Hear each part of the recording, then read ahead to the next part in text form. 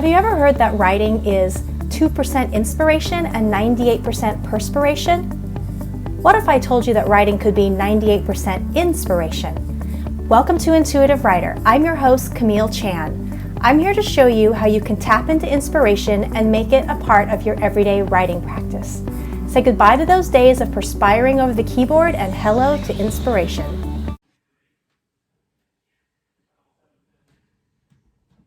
Hello everyone, welcome back to this week's episode of Intuitive Writer. I'm your host, Camille Chan, and today we're going to talk about writing guides. I'm super excited. This is a favorite subject of mine. So we're going to jump in. So what is a writing guide? A writing guide is a type of spirit guide. Now, a spirit guide is any benevolent, loving, energetic being that's here to help you with your life.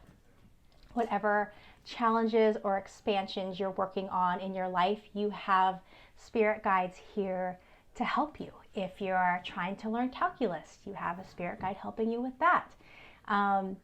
If you're 5 years old and in kindergarten trying to learn to tie your shoe, you have a spirit guide for that.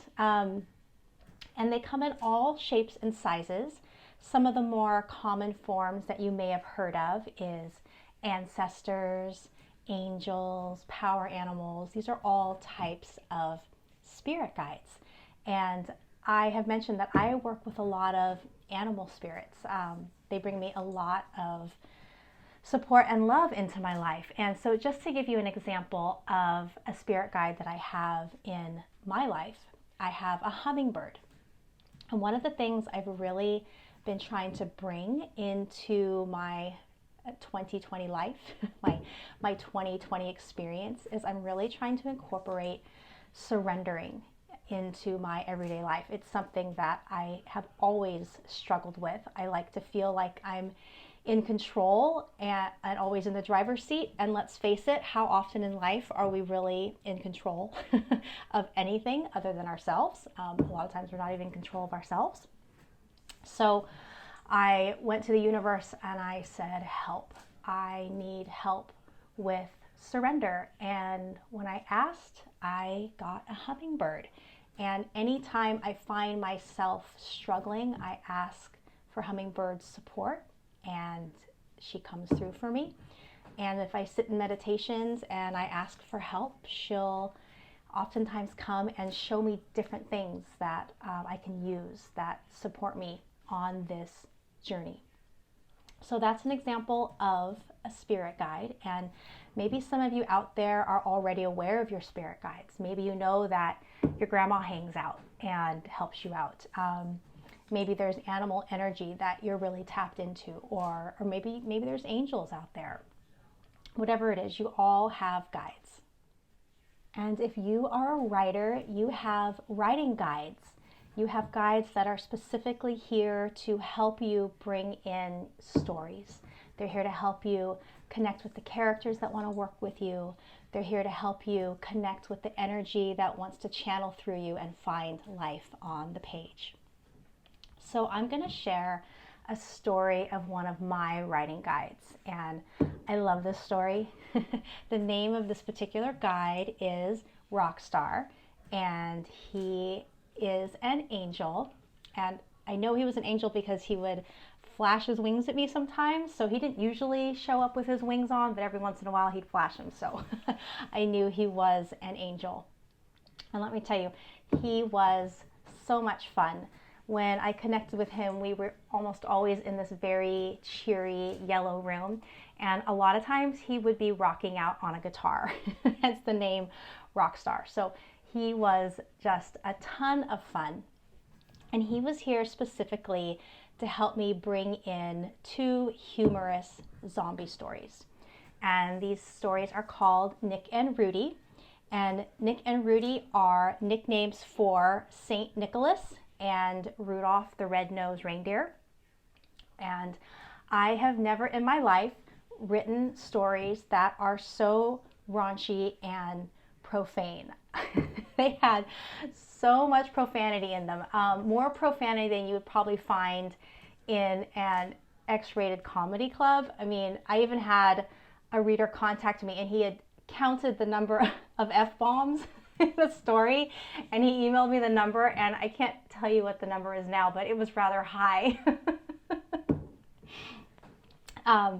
But yeah, so the basic gist of the story is that Nick and Rudy are two drunk and stoned, jaded old men, and while they're hanging out, being lewd and stoned and drunk together, the North Pole gets overrun by zombified elves, and they're so busy doing their own thing that they don't even notice the chaos and the mayhem and the bloodshed happening around them.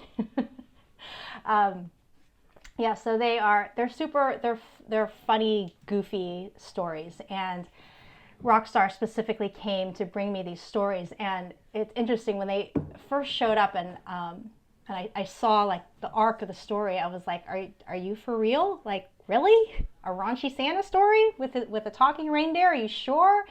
And so in true Rockstar form, he put himself in a Santa outfit and he had his guitar and he's rocking out in the Santa outfit. So like, okay, I guess I'm writing a raunchy Santa story. And Rockstar is so funny. Sometimes he'd even do goofy things, like he'd put on a Bob Ross wig, like, you know, those big poofy brown wigs, and he'd headbang. And so yeah, he was just a lot of fun. So yeah, he brought in these stories. There's only two of them. The first one takes place at Christmas, obviously, and the second one takes place in Valentine's Day. And they're novellas. They're short. They're, in and out really quick. I don't know if I could write 200 pages of raunchy drunk Santa. Maybe, who knows? But yeah, so that's what he was here for. And when I asked the why, what's the why behind these stories, what I was shown is music notes. He showed me music notes. And when I took a step back and reflected on that, I realized that there's nothing so musical in the world as laughter, and that we all need more laughter in our lives. And that was the purpose behind those stories, was just to make people laugh, just to be goofy and raunchy and silly, and to make people laugh.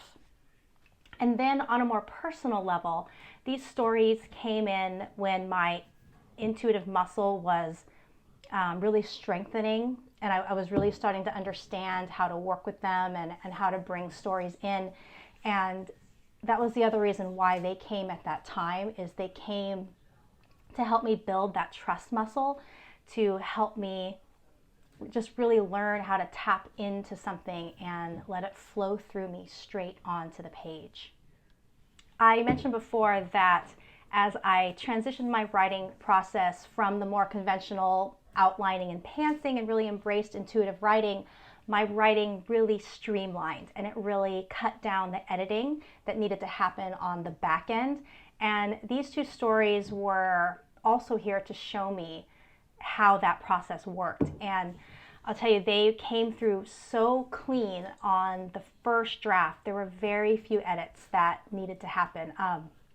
They went from writing to publication very quickly, and it was super cool to see how that could happen, like how I could surrender and bring in this crazy story, and how working with the universe and really surrendering to the energy that wanted to come through, it could produce something so smooth and so quickly. The second story in the series, I actually sat down and I wrote it in a day, which I had never done before. So it was really cool. It was a great learning experience for me, and I'm so grateful to Rockstar for bringing in these really charming delinquent characters, both for the universe at large, for people who need laughs, and then also for me as a great lesson and expansion tool. So another thing to keep in mind is when a guide has successfully imparted whatever wisdom or help that they're here to share with you, they usually don't stick around. And that's what happened with Rockstar. He was one of the first guides that I was aware of, and he was also the first one that I had to say goodbye to. And it's really sad when they go. You get so attached. There's so much love that flows between you and your guides, and it's really sad when they leave. But I remember the day very vividly. I was driving down the freeway with my daughter going to the movies, and I remember him telling me that he was going. It was time to say goodbye, and I was in denial about it. I blocked it out and I didn't respond because that's not what I wanted to hear. I didn't want him to go. He was so much fun.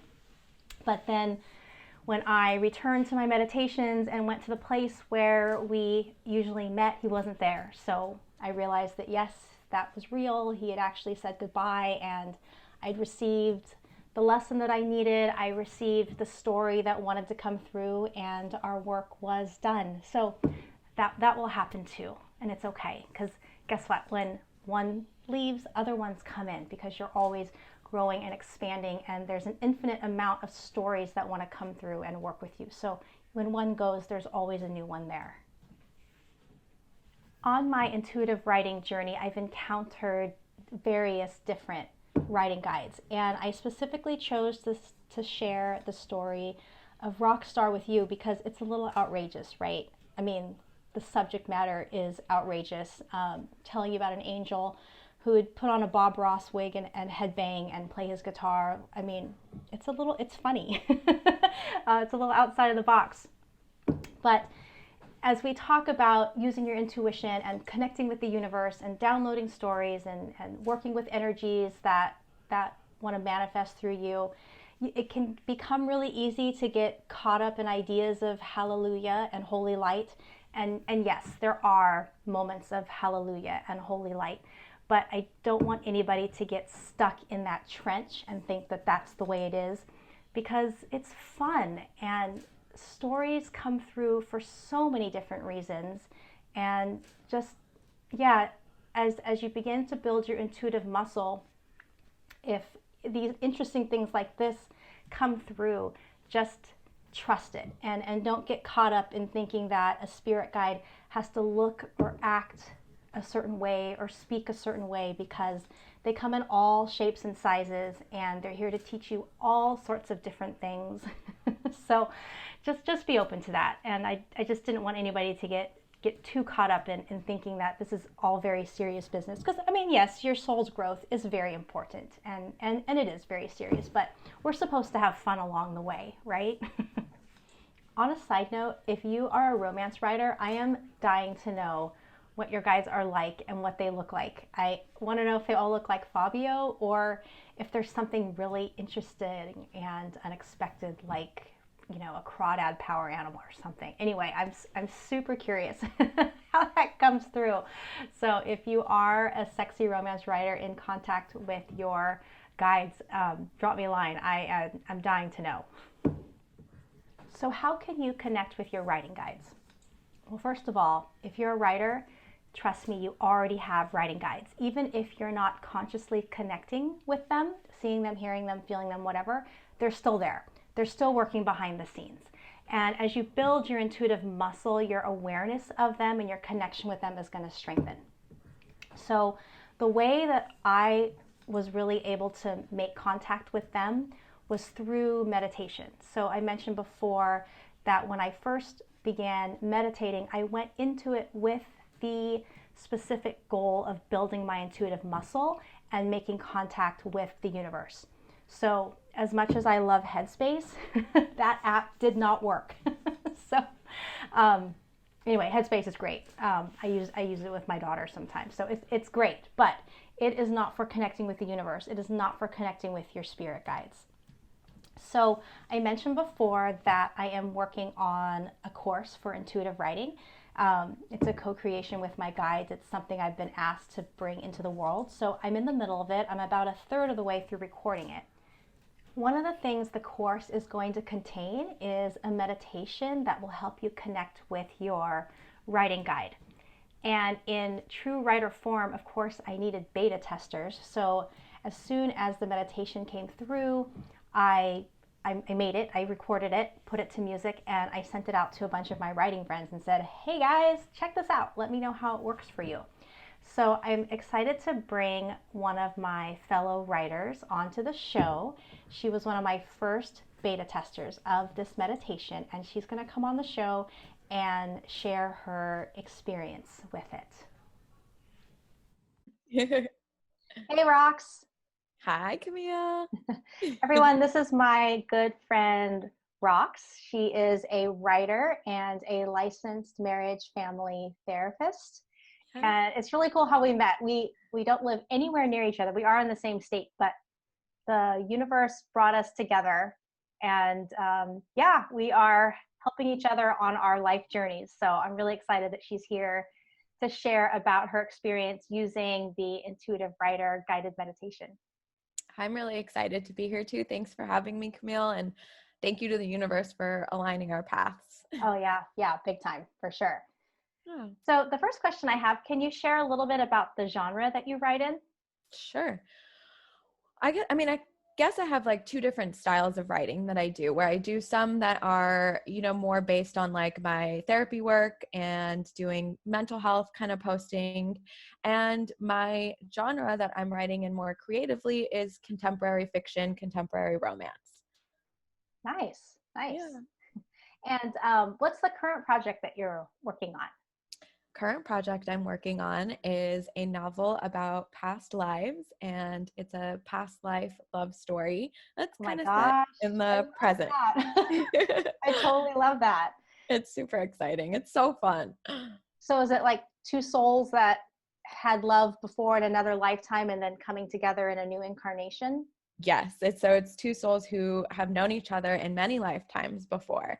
And, sometimes they got it right, sometimes they messed it up big time. And they start having these the visions and other sort of past life experiences and symptoms that can come up, and discovering that, oh my gosh, there's some pull here. And so as they learn more about that, they find each other, and they Wow. have to work through what comes with that. Wow, I got the chills having you just tell me about it.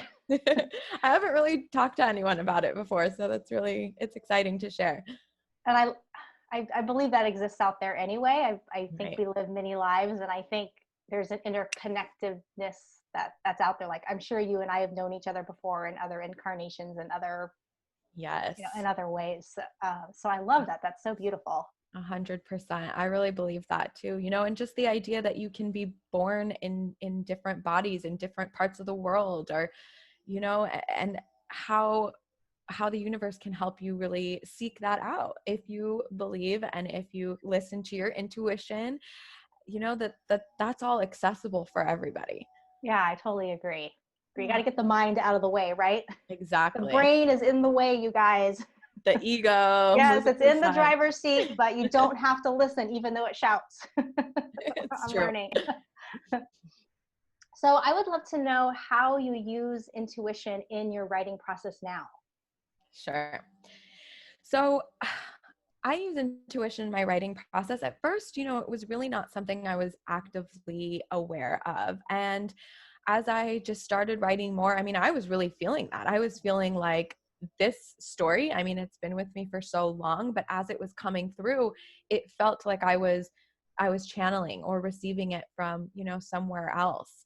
And it just flowed, like everything was flowing through me. And sometimes in such a way that I would almost like speak out loud. I know it sounds crazy, but be like, thank you, like I hear you, and keep feeding this to me. It was just so interesting. And then learning more about like automatic writing and channeling, I started to try to just be more intentional about it. And then we met, and I realized, oh my gosh, like this is actually a thing, and so now I sort of have this process of when I'm sitting down to write, I light some candles, and I speak to the universe, and I kind of say, allow this story to come through me the way that it wants to. And I really, in one of your podcasts recently, you spoke about how you feel Ben's heartbeat inside of you, right? Yeah, And like you yeah. can hear that. I so feel that. I see my characters. I feel my characters with me when I'm writing, and it's incredible. It's really Wow. incredible. So then having the meditation now to be able to kind of use more mindfully before I start and really get there and access their feelings and what's going on with them in that moment has made it really a lot more helpful to be able to sit down and write. Wow, I love that the story's been with you for so many years, like just patiently waiting, that little like kernel that's just been sitting there waiting. Yes. I love that because I do believe that stories have souls and they do pick who they want to work with. Yeah, I feel like I've had so many little, signs of it or signals of it coming through. And then finally, like in the end of last year, it really started to develop in my mind, and for me, I know we've talked about this a lot before too, like sound and music are really important in accessing my intuition and subconscious. And so through music, this story really started to develop, in my head, and I could see it more clearly.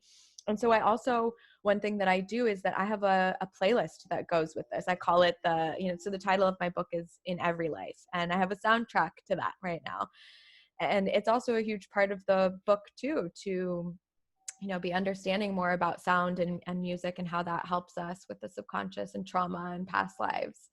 Wow. I have playlists too that go, and it's like Yeah. one with each book. And then when I'm done, then I release that and a new one Yes. comes in. But yeah, it's amazing how that playlist just like shifts your energy and like instantly connects you, right, with the stories and the characters. And Totally. It's oh, crazy.